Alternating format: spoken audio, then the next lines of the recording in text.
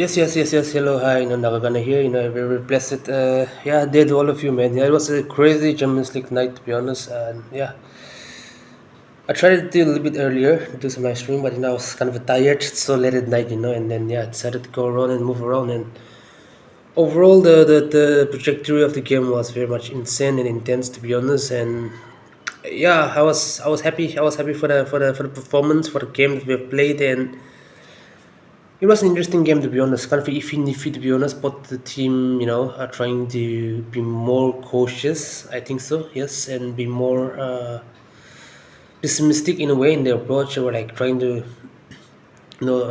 dismantle each other, by doing that low block here and there. I think Bilbao were quite good, to be honest, quite decent on the attack. When they take together. When they press together. Quite similar to us. But when they win back the ball, and then, being a Spanish team, we expect that kind of performance from them. Given the fact that the Spanish teams, they know how to control and how to pass the ball. That's the very good thing for the Spanish players. Spain are known for controlling the ball. Spanish players are known for passing the ball. That is specialty. And the moment they launched those attack, and then all those left, right, and center, and then they were going inside, very much insane. And the overall game was very much happy. It was like in neck to neck. They had a couple of times they did came inside, and then was like kind of dangerous. We were like sloppy, to be honest, on some of the area, and on the before the end of the second half, when Calafiori was trying to make those long passes, I think Victor Eucharist was also going. I don't know whether he was passing it to Victor Eucharist, or I think he meant to pass to Asian to pass it to Eucharist, because if he was passing to Eucharist, the pass would be a little bit heavier. But it is what it is. Eucharist had a chance to score a goal, but it's kind of a weak shot. He decided to shoot with his left foot, to be honest, when he was on a counter attack. A couple of times he ran past as a winger.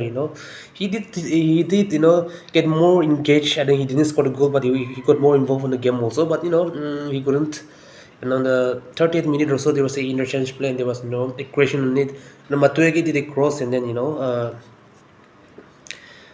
the Eucharist decided to have a diving header, but it missed the target. That was all his chance. And then there was interlink. Eze had a shot, but it was like blocked by the defender. That was only time. Eze couldn't get to the speed of the game also, isn't it? I mean, he was there, but it was like just average game. Now Eze will come to the big league, will come to the bigger playground. This is his first time playing Europe, first time playing Champions League. It is bound to happen. We'll come to the big league, we'll come to the big boys league. That's it.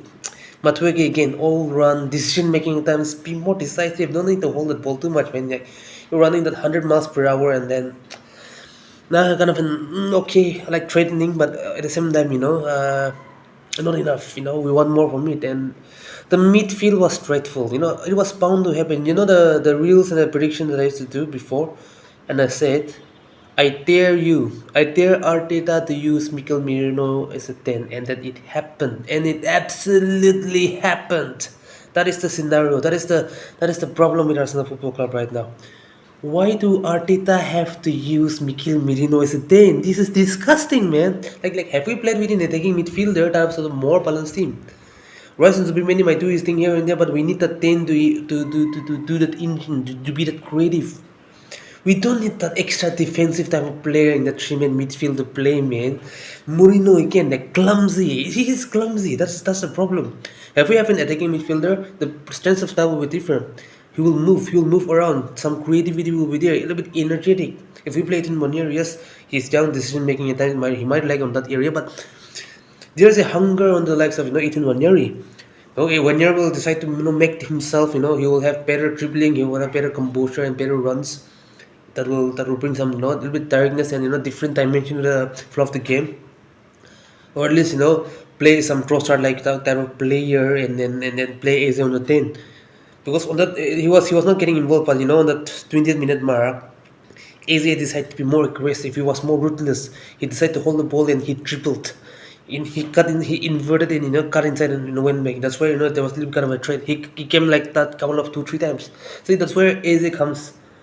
Eze, turns into a monster. Play him centrally, play him as a 10. But substitution happened very, very late. He took out Victor Eucharist. It was like a meaningless substitution, to be honest. I think we could have still kept Eucharist and play at Trossard, but yeah, it was iffy. Merino was still playing on the 10. Rice was on yellow card. He had a very average game, to be honest. So we ended up the game, the running and all, the winning the ball was there, but again, not of the much expected, and then Zubimendi was. I think that was his poor performance, to be honest. Not good enough. The backline was good, and then yeah, Merino, the worst player on the beach, and that was a problem, man. That was a problem, and then yeah, Martinelli came on for Eze, and then within 36 seconds, there was a long ball from Simmons towards it was 70-meter yards inside our box, and then there was a clearance, and then on the 60 yards, between the 60 yards, 65 yards area, Trossard had a ball. Trossard was there. He jumped and had a back heel, lumping pass. Martinelli onside.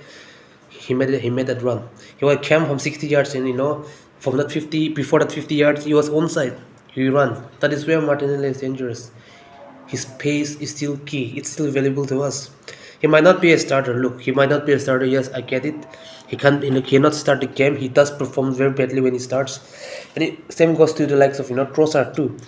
These guys, they don't perform well when they start, but again, when they come from the bench, there's an impact, and that's what Martinelli did. Took the ball, fresh leg, run, run. The finishing was a little bit kind of poor, to be honest. He might have even saved, but again, luck favors him, and then he scored. But he scored. He deserved that goal. He needed that goal. In order for him to survive and stick away from the criticism that he's getting, he needs to step up and score goals. That's it. That's a winger.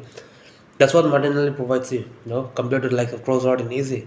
But Trossard being more of a winger, Eze is more of a 10. And then yes, 10 minutes later, there was a good interaction. There was a roughly going around, won the ball, pass it to Merino, I think Rice, I think directly pass it to Martinelli. Martinelli had that sprint. I was like, Martinelli, don't lose the ball, don't do the stupid thing. But he beat the man for the first time. I thought he was going to shoot from there if he was an egoistic. But he released the ball to Trossard. Trossard held the ball, he turned back. There was a space, and he decided to hit a shot. Boom. I don't know whether it deflected or not, but it was between the defense, it went around. The keeper was a little bit kind of confused also. It went inside, hit the post, and then went inside. 2-0, game over. And there was a couple of moments we could go in and attack, and then we even score, but we decided not to do that. And then the subs that we made, Hinkabi came on very late. Yeah, I couldn't see much of it. And then, Norgard came on. First appearance, to be honest, in the debut season, actually, with the starting of the league. At least Arteta should have at least brought in 81 year and have a run of a game, to be honest, man. There was no problem in it, so that they could run and do something, isn't it? But yeah, we decided to go with this defensive formation. So yeah, it went around, and then yeah, we won the game, but it was iffy. I predicted 2-0, and I predicted like it will be a stinky win, and it was a stinky win. That's it. But anyway, that was a very good game, and then yeah, we move, and looking forward to the coming games against City. That's it. Yeah, overall, Arteta needs to do something, man. The depth is good, and before we end this video, shout out to the defense. They did quite well. Timber, I think it's time we have to assist now, well from now on. I don't want injury from Timber because he's valuable at the moment. Why is he even injured again? See, look at the situation right now. Maybe Eze can step up, maybe, because Calafuri, anytime he will get injured, that is a problem. Assist the squad from now on, that's it. And then Muskira, 15 million euros we paid for him. 21-year-old, 6'3", intense. I thought that he was not that slow, but quite decent in pace. But against Inaki Williams, the way he was, Inaki Williams, like it or not, he's one of the fastest players in the world. He's fast, he's quick. I mean, the way he caught up pace to pace with Inaki Williams was crazy on the last minute. I was sprinting, so there was a pace that I looked okay, there's pace on Mosquera. So yeah, very good, man. I mean, not a single mistake, to be honest. He was sticking in. He was winning the ball. He was hustling along with Gabriel that he was been doing. Maybe Saliba is coming back. Look, when Saliba comes back fully fit, he's gonna start us for it. But again, what's good for him for 21 years old? You've got Saliba. You can go on the sideline and you can learn from him, or you can start a game with him. You have started a game with Gabriel. See, learn from Gabriel, learn from Saliba. That's how the young player will learn. Or you can stay on the sideline too, and you can learn from them. You can learn from the older brothers. This is a very good squad that we have after a long time. That's what depth brings you. So yeah, Trossard and Martinelli, super sub, saved us, to be honest. Two players that has been much criticized by media and fans himself, and then they stood up and scored a goal. That's what I want. That's depth. Turn up when matters a lot. Again, we need to be more direct when needed. That's it. Arteta again, do not play this three defensive midfield formation, man. Now, these are the type of formation that we could use when we are 3-0, 4-0, and 5-0, and then we have got weak games coming around, and then we need players to rest. Maybe you can try and knock out Mourinho and let them be the box crusher, let them run around and defend. In that case, it's very, very good. They will defend and work their ass off. 30 minutes to the game. That is the only scenario we have to bring them in. But they are not a game-changing midfielders. That's it. That's it. So anyway, shout out to all of you, and yeah, we go next. We go next. That's it. One game at a time, and then CDM. Yeah, we have to be on our knees. That's it. No more injuries for a while. I hope that there will be no further injuries because players are crucial. We need them. Tough games are coming. That's it. Yeah. With the bombshell, I might come in with a live stream if possible. But I will let you know later on. But you know, shout out to all of you, man. If you like this video, smash the like button. Comment down below. I want to know your thoughts. Subscribe, hit the notification bell, and share. Alright, I'm out of here.